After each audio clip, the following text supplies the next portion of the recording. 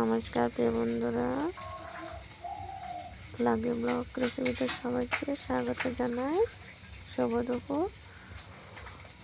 তো আজকে দুপুরবেলার মেনু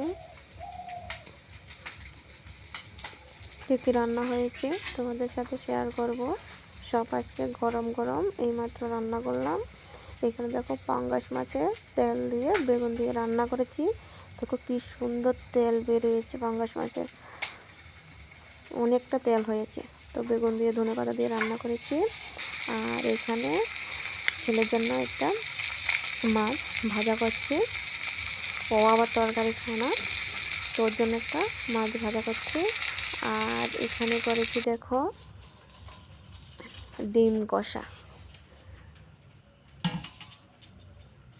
তো দেখো একদম ধনেপাতা দিয়ে ডিম কষা করেছি।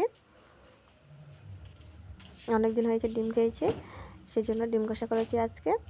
আর রান্না করেছি এখানে দেখো পাঙ্গাস মাছ দিয়ে একদম নতুন আলু দিয়ে রান্না করেছি। তো এগুলো হলো দুপুরে খাওয়া দাওয়া জন্য রান্না, একদম গরম গরম। তো ভিডিওটা কেমন লাগলো অবশ্যই বলবে।